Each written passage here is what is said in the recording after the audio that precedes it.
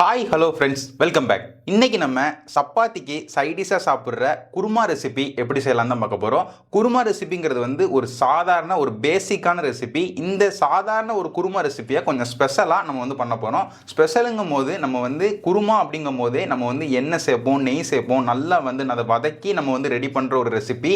நல்ல டேஸ்ட்டாக வந்து இருக்கும். அந்த குருமா ரெசிபியை நம்ம கொஞ்சம் ஹெல்த்தியாக நம்ம வந்து எண்ணெயே சுத்தமாக சேர்க்காம வெறும் தண்ணியிலே கொஞ்சம் வதக்கி எண்ணெய் எதுவுமே இல்லாமல் நம்ம வந்து ஹெல்த்தியாக வந்து பண்ண போகிறோம். அதாவது குருமா வந்து நம்ம வந்து ஹெல்த்தியாக பண்ணணுங்கும் போது நம்ம வந்து எண்ணெய் சேர்க்காம தான் பண்ணால் ஹெல்த்தி அப்படின்லாம் கிடையாது. எண்ணெய் சேர்க்குறதும் ஹெல்த்தி தான். எண்ணெய் வந்து ரொம்ப முக்கியம் உடம்புக்கு. ஆனால் சில பேர் வந்து நான் எண்ணெய் வந்து எடுத்துக்கிட மாட்டேன், நான் எண்ணெயை பயன்படுத்துறது வந்து குறைச்சிட்டேன், எண்ணெய் இல்லாமல் எனக்கு வந்து ஒரு ரெசிபி குருமா ரெசிபி நல்ல டேஸ்ட்டாக வந்து பண்ணணும்னு நினச்சிங்கன்னா உங்களுக்கு இந்த ரெசிபி கண்டிப்பாக ஃபுல் வீடியோ பார்த்து ட்ரை பண்ணி பாருங்கள். ரொம்பவே சூப்பராக இருக்கும். இப்போ வந்து நம்ம இந்த மசாலா வந்து அரைக்கணும். அதாவது நம்ம குருமா செய்கிறதுக்கு அதுக்கு வந்து முதல்ல வந்து மிக்சர் ஜார் வந்து எடுத்து வச்சுக்கிட்டேன். மிக்சர் ஜாரில் வந்து நம்ம முதல்ல வந்து சீரகம் வந்து நம்ம சேர்த்துக்கலாம். சீரகம் வந்து ஒரு 1.5 டீஸ்பூன் சீரகம் வந்து சேர்த்துக்கோங்க. அதுக்கப்புறமா சோம்பு வந்து ஒரு 1 டீஸ்பூன் சோம்பு. அதுக்கப்புறமா மிளகு வந்து ஒரு 2 டீஸ்பூன் மிளகு வந்து சேர்த்துக்கோங்க. அதுக்கப்புறமா ஸ்டார் அனீஸ், அதாவது ஸ்டார் அனீஸ் வந்து ஒரு அரை ஸ்டார் அனீஸ் வந்து சேர்த்துக்கோங்க. அதுக்கப்புறமா வந்து கிராம்பு வந்து ஒரு 4 கிராம்பு வந்து சேர்த்துக்கோங்க, அதிகமாக வந்து சேர்க்க வேண்டாம். அதுக்கப்புறமா ஏலக்காய் வந்து ஒரு 3 ஏலக்காய். அதுக்கப்புறமா பட்டை வந்து ஒரு 2 இன்ச்சு சைஸ் இருக்க பட்டை வந்து 2 இன்ச்சு சைஸ் இருக்க பட்டை வந்து சேர்த்துக்கோங்க. அதுக்கப்புறமா கல்பாசி வந்து ரொம்ப சேர்க்க வேண்டாம், ஒரு 2 துண்டு மட்டும் கல்பாசி வந்து சேர்த்துக்கோங்க. அதுக்கப்புறமா கசகசா வந்து 1 டீஸ்பூன் கசகசா வந்து சேர்த்துக்கோங்க.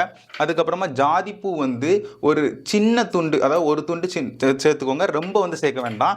அதுக்கப்புறமா இஞ்சி வந்து 2 இன்ச்சு சைஸ் இருக்க இஞ்சி வந்து நான் சேர்த்துருக்கேன், அதுவும் வந்து சேர்த்துக்கோங்க. அது கூடவே வந்து ஒரு 7 பல்பூண்டு வந்து சேர்த்துக்கோங்க. 6லேருந்து ஒரு 7 பல்பூண்டு வந்து சேர்த்துக்கோங்க. அதுக்கப்புறமா காரத்துக்கு, அதாவது நம்ம வந்து குருமாவுக்கு வந்து காரத்துக்காண்டி ஒரு 7 பச்சை மிளகா வந்து சேர்த்துருக்கோம். பச்சை மிளகா வந்து குண்டாக இருக்கிற பச்சை மிளகா வந்து சேர்த்துருக்கோம். இதே நீட்டமாக இருக்கிற பச்சை மிளகானா கூட 2 பச்சை மிளகா சேர்க்குற மாதிரி இருக்கும். பச்சை மிளகா சேர்த்துக்கப்புறமா நான் வந்து தேங்காய் வந்து துருவின தேங்காய் வந்து சேர்த்துக்கிறேன். துருவின தேங்காய் வந்து ஒரு கப்பு துருவின தேங்காய் வந்து சேர்த்துக்கோங்க. ஏன்னா குருமாக்கு ரொம்ப முக்கியமே வந்து தேங்காய் தான். ஒரு நல்ல டேஸ்ட்டை கொண்டு வரும் தேங்காய். அதனால் ஃப்ரெஷ்ஷான தேங்காய் 1 கப்பு தேங்காய் வந்து சேர்த்துக்கோங்க. இது எல்லாத்தையுமே சேர்த்து தண்ணி எதுவுமே இல்லாமல் நல்லா வந்து அரைச்சி எடுத்துக்கிடுவோம். அதுக்கப்புறமா தண்ணி சேர்த்து வந்து அரைச்சி எடுத்துக்கிடுவோம். நம்ம முதல்ல வந்து தண்ணி சேர்த்துட்டோம்னா நம்மளுக்கு வந்து இது வந்து சரியாக வந்து அரைப்படாது. அதனால நம்ம முதல்ல தண்ணி எதுவுமே இல்லாமல் அரைச்சிக்கிடுவோம். அதுக்கப்புறமா தண்ணி சேர்த்து நம்ம வந்து அரைச்சிக்கிடுவோம். இப்போ வந்து நான் தண்ணி சேர்க்காம ஒரு அரை வந்து அரைச்சிட்டேன். இதுக்கப்புறமா நம்ம வந்து தண்ணி சேர்த்து வந்து அரைச்சிக்கலாம். நம்ம முதல்ல தண்ணி சேர்த்துட்டோம்னா நம்மளுக்கு சேர்த்துருக்க மிளகு சீரகம் எல்லாமே வந்து அந்த தண்ணியோட நம்மளுக்கு வந்து அரை வந்து சரியாக படாது. அதனால் முதல்ல வந்து தண்ணி வந்து சேர்க்காமல் அரைச்சிட்டு அதுக்கப்புறமா கொஞ்சம் கொஞ்சமாக தண்ணி சேர்த்துருங்க. மொத்தமாக தேவையான தண்ணி சேர்க்க வேண்டாம். இது மொத்தமாக அரைக்கிறதுக்கு ஒரு அரை கப்புக்கும் கொஞ்சம் கூட வந்து தண்ணி தேவைப்படும். ஆனால் நம்ம வந்து கப்பாக வந்து சேர்த்து நம்ம அரைச்சோம்னா நல்ல மையாக வந்து எல்லாமே அரைப்படும். அதனால் கொஞ்சம் கொஞ்சமாக தண்ணி சேர்த்து வந்து அரைச்சிக்கிட்டிங்கன்னா உங்களுக்கு வந்து கரெக்டாக இருக்கும். இது வந்து நல்ல மையாக வந்து நான் அரைச்சி எடுத்துக்கிறேன் கொஞ்சம் கொஞ்சமாக தண்ணி சேர்த்து.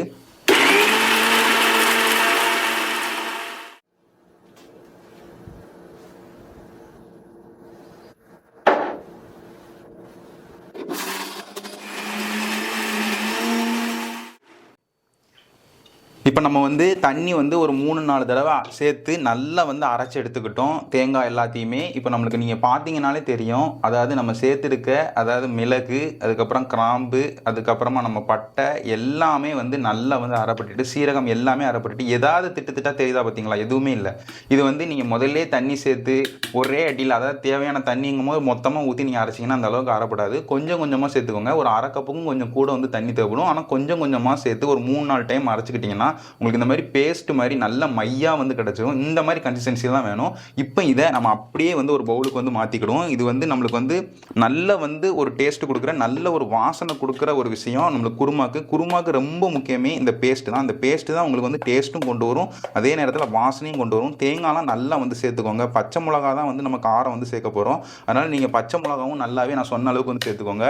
அதுமாதிரி நான் சேர்த்துருக்க இந்த மிளகு சீரகம் எல்லாம் சொன்ன அளவுக்கு சேர்த்துக்கோங்க. எதுக்காண்டி சொன்னளவுங்கன்னா நம்ம வந்து கிராம்பு சேர்த்துருக்கோம், ஏலக்காய் சேர்த்துருக்கோம், அதெல்லாம் வந்து அதிகமான ஒரு ஸ்பைஸ் உள்ளது. அதாவது என்னன்னா கொஞ்சம் அதிகம் சேர்த்துட்டாலும் அதோட வாசனை, அதோட டேஸ்ட் வந்து ரொம்ப வந்து ஹையாக காட்டி ரொம்ப ரிச்சாக காட்டி அது ஒரு மாதிரி ஒரு மாதிரி ஃப்ளேவரை வந்து ரொம்ப டாமினேட் பண்ணிடும். நம்மளுக்கு குருமா டேஸ்ட் வந்து அந்த அளவுக்கு வராது.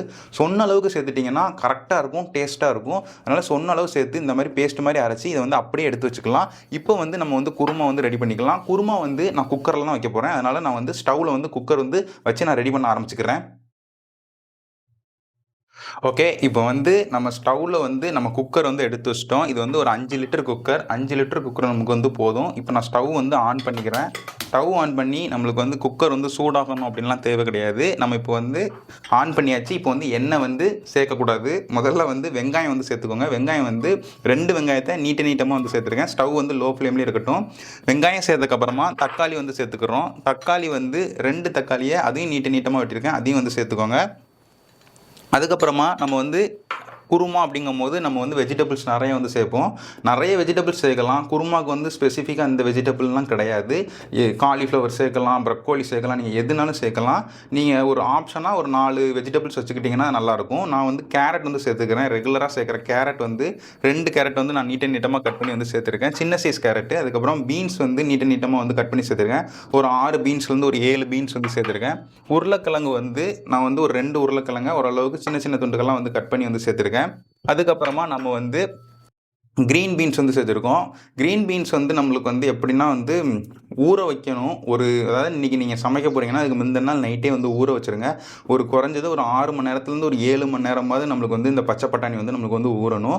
அதுக்கப்புறமா ஊறி முடிச்சக்கப்புறமா ஒரு 4 விசில் வந்து நீங்கள் வந்து குக்கரில் வந்து நீங்கள் ஊற்றின தண்ணி, அதாவது ஒரு 2 கப்பு தண்ணி, 1/2 லிட்டர் தண்ணியில் வந்து ஊற வைக்கிங்கன்னா அதே 2 கப்பு தண்ணியில் அந்த தண்ணியிலே வந்து நீங்கள் வந்து ஒரு 4 விசில் விட்டுக்கிட்டிங்கன்னா அதுக்கப்புறமா நம்ம குக்கரில் விடும் போது நம்மளுக்கு வந்து நல்லா வந்து மையாக வந்து இருந்துடும். இல்லைனா நம்மளுக்கு வந்து கல்லாக இருக்கிற மாதிரி கடிக்க முடியாத அளவுக்கு வந்து இருக்கும். அதனால் நான் சொன்ன மாதிரி முதல்ல ஒரு 6 மணி நேரம் 7 மணி நேரம் அந்த பச்சை பட்டாணியை ஊற வைங்க. அதுக்கப்புறமா குக்கரில் வந்து அந்த 1/2 லிட்டர் தண்ணியில் வந்து ஒரு 4 விசில் வந்து விட்டுக்கோங்க.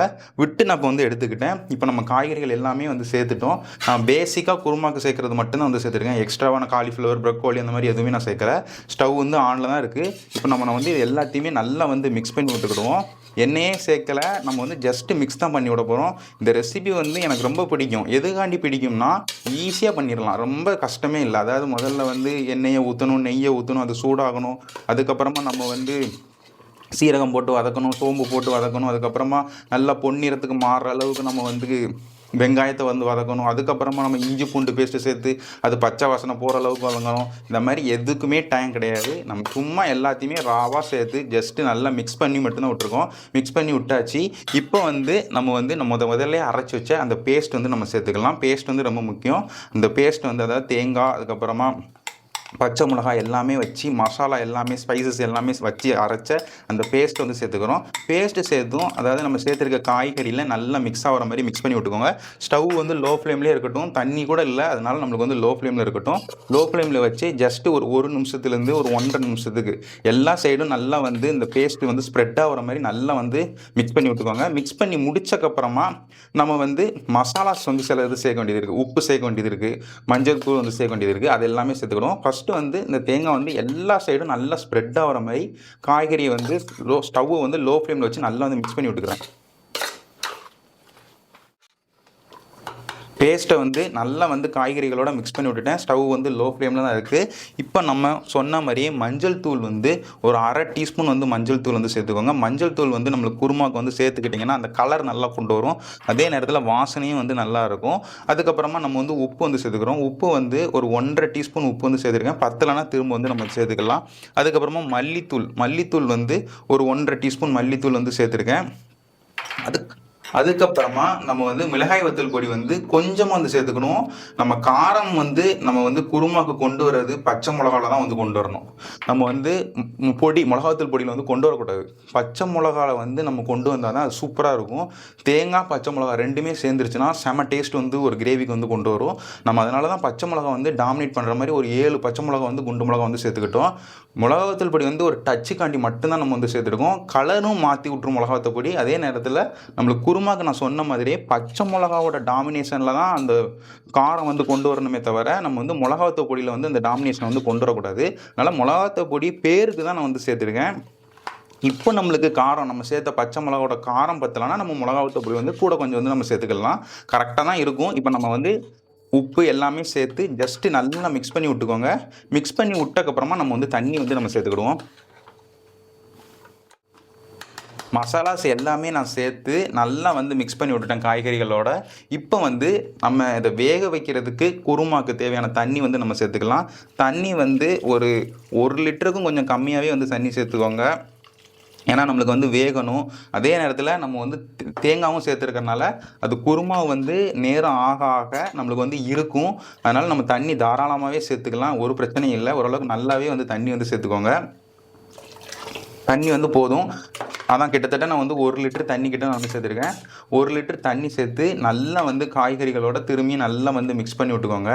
இது எல்லாம் மிக்ஸ் பண்ணி முடிச்சக்கப்புறமா நம்ம வந்து உப்பு காரம் கரெக்டாக இருக்கான்னு மட்டும் பார்த்துக்கிடுவோம். உப்பு காரம் கரெக்டாக இருந்ததுன்னா ஜஸ்ட்டு நம்ம வந்து குக்கரை வந்து மூடி போட்டு விசில் மட்டும் விட்டு நம்ம வேக வச்சுட்டா வந்து நம்மளுக்கு வந்து போதும்.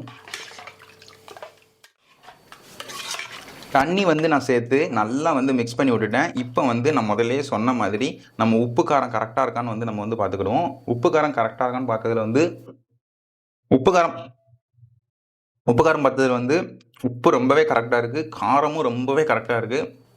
எல்லாமே கரெக்டாக நம்மளுக்கு வந்து வந்துருச்சு.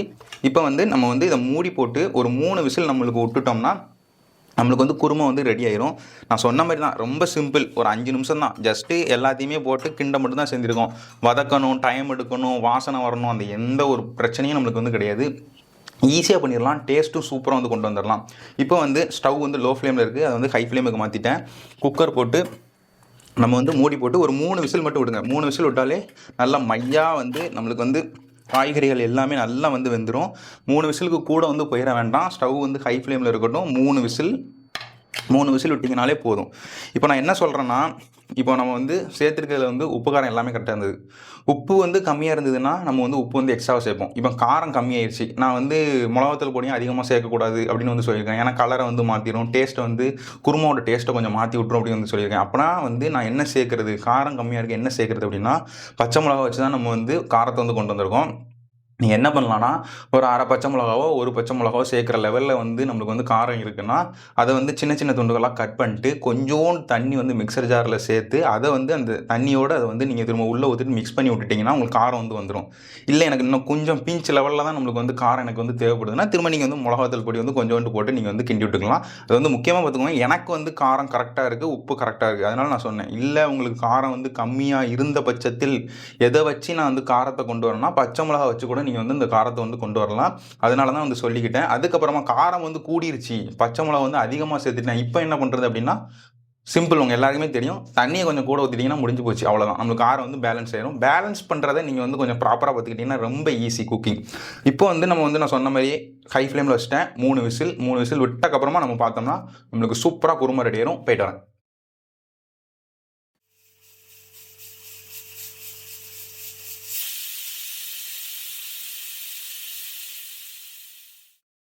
3 விசில் வந்து நம்மளுக்கு இப்போ வந்துருச்சு. இப்போ நம்ம வந்து ஸ்டவ்வை வந்து ஆஃப் பண்ணிடுவோம். ஸ்டவ்வை வந்து ஆஃப் பண்ணிட்டு நம்ம வந்து இந்த ப்ரெஷர் எல்லாமே போனக்கப்புறமா நம்ம வந்து ஓப்பன் பண்ணிக்கிடுவோம். ப்ரெஷரோட ஓப்பன் பண்ணிக்கிடாங்க. 3 விசில் விட்டக்கப்புறம் ஸ்டவ் ஆஃப் பண்ணிட்டேன். ப்ரெஷர் போனக்கப்புறம் நம்ம ஓப்பன் பண்ணிக்கலாம். ஸ்டவ்வை ஆஃப் பண்ணி ஒரு 10 நிமிஷம் நம்மளுக்கு வந்து ஆயிடுச்சு. நம்மளுக்கு வந்து குக்கரில் வந்து ப்ரெஷர் எல்லாமே போயிடுச்சு. இப்போ நம்ம வந்து விசில் எடுத்துடலாம். விசிலை எடுத்துகிட்டு குக்கரை வந்து நீங்கள் வந்து ஓப்பன் பண்ணிக்கோங்க.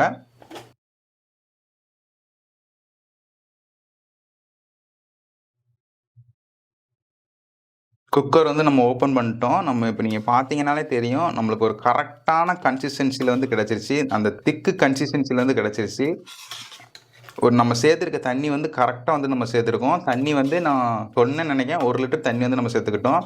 ஒரு கரெக்டான கன்சிஸ்டன்சி, இந்த கன்சிஸ்டன்சியில் தான் இருக்கும். ரொம்பையும் வந்து தண்ணியாக இல்லாமல் ரொம்பையும் கட்டியாக இல்லாமல் ஒரு நம்மளுக்கு வந்து ஒரு பெர்ஃபெக்டான கன்சிஸ்டன்சியில் வந்து நம்மளுக்கு வந்து குருமா வந்து கிடச்சிருச்சு. இப்போ நீங்கள் வந்து எண்ணெய் சேர்த்துருந்தீங்க, நெய் சேர்த்துருந்தீங்கன்னா அப்படி அந்த மிதக்கும், அந்த எண்ணெய் நெய்லாம் மிதக்கும், அது பார்க்கறதுக்கு நல்லாயிருக்கும். இப்போ வந்து ரொம்ப சிம்பிளாக இருக்குது, ஆனால் டேஸ்ட்டு நல்லாயிருக்கும், ரொம்ப நல்ல டேஸ்ட்டில் வந்து வந்திருக்கும் கண்டிப்பாக. இப்போ நம்மளுக்கு வந்து ஸ்டவ் ஆஃப்லேயே தான் இருக்குது. நம்ம விசில் போட்டு ஆஃப் பண்ணது தான் ஆஃபில், அந்த ஆஃப்லேயே தான் இருக்குது. இப்போ நம்ம கடைசியாக வந்து கொத்தமல்லி இலை வந்து நல்லா வந்து கொத்தமல்லி இலை வந்து சேர்த்துக்கோங்க. அது கூடவே வந்து தயிர் வந்து நம்ம சேர்த்துக்கிடுவோம். குருமாக்கு தயிர் சேர்த்தா ரொம்பவே நல்லாயிருக்கும். அதனால் தயிர் வந்து சேர்த்துக்கோங்க. தயிர் ரொம்பவும் வந்து சேர்க்கக்கூடாது, புளிக்காத தயிராக பார்த்து ஒரு 2 டீஸ்பூன் இருக்கிற மாதிரி தயிர் வந்து சேர்த்துக்கோங்க. தயிர் வந்து குருமாக்கு நல்ல ஒரு டேஸ்ட் வந்து கொண்டு வரும். அதுக்கப்புறமா கஸ்தூரி மேத்தி வந்து சேர்த்துக்கோங்க. அது வந்து ஒரு டீஸ்பூன் கஸ்தூரி மேத்தி வந்து சேர்த்துக்கோங்க. இது 3மே சேர்த்து ஸ்டவ் வந்து ஆஃபில் தான் இருக்குது. அந்த ஹீட் வந்து அந்த ப்ரெஷர் வந்து ஹீட் இருக்கும். அந்த ஹீட்லேயே வந்து ஜஸ்ட் வந்து மிக்ஸ் பண்ணி விடுங்க. தயிர் சேர்த்து ரொம்ப குக் பண்ணக்கூடாது குருமாக்கு. அதனால் நீங்கள் வந்து கடைசியாக வந்து சேருங்க. ஜஸ்ட்டு வந்து மிக்ஸ் பண்ணி மட்டும் விட்டுட்டிங்கன்னா உங்களுக்கு இந்த குருமா வந்து சூப்பராக வந்து ரெடி ஆயிரும். காய்கறி எல்லாமே வெந்துருச்சு. சிம்பிளாக பண்ணக்கூடிய குருமா கண்டிப்பாக வீட்டில் வந்து ட்ரை பண்ணி பாருங்கள். நான் முதல்லே சொன்ன மாதிரி தான், எண்ணெய் சேர்க்கக்கூடாதுலாம் இல்லை. எண்ணெய் சேர்க்க மாட்டேன்னா இந்த குருமா உங்களுக்கு தான். இந்த குருமா வந்து கண்டிப்பாக ட்ரை பண்ணி பாருங்கள். எண்ணெய் தேவை தான், நான் எண்ணெய் சேர்க்கக்கூடாதுன்னு சொல்லவே மாட்டேன் முதல்லேருந்து. ஆனால் எண்ணெய் நான் இந்த டயத்தில் நான் சேர்க்க மாட்டேன். எனக்கு எண்ணெய் வந்து கொஞ்ச நாள் எண்ணெய் சேர்க்காமல் நான் செய்ய போகிறேன், இல்லை நான் எண்ணெய் சேர்த்துக்கூடாது, ஒரு ஜிம் போகிற ஆள், ஃபிட்னஸ் ரொம்ப வந்து முக்கியமாக பார்த்துக்கிற ஆள், எண்ணெய் வந்து நான் தவிர்க்க விரும்புகிறேன் அப்படின்னு நினச்சிங்கன்னா கண்டிப்பாக உங்களுக்கு சப்பாத்திக்கு, அதுக்கப்புறமா பூரிக்கு அது கூடலாம் வச்சு சாப்பிட அந்த குருமா சூப்பராக இருக்கும். ரொம்ப சிம்பிளாக பண்ணலாம். நம்ம எண்ணெய்னா டைம் ரொம்ப எடுக்கும். எண்ணெய் இல்லாதனால ரொம்ப சிம்பிளாக சீக்கிரமாக வந்து பண்ணிடலாம். கண்டிப்பாக அந்த குருமா வந்து நீங்கள் ட்ரை பண்ணி பாருங்கள். ட்ரை பண்ணி பார்த்துட்டு வீட்டில் எல்லாருக்குமே செஞ்சு கொடுங்க. ரொம்ப ரொம்ப டேஸ்ட்டாக இருக்கும். அதனால் கண்டிப்பாக ட்ரை பண்ணி பார்த்துட்டு செஞ்சு பாருங்கள். நான் இதே மாதிரி இன்னொரு சூப்பரான வீடியோட உங்கள் எல்லாருமே வந்து பார்க்குறேன். நன்றி.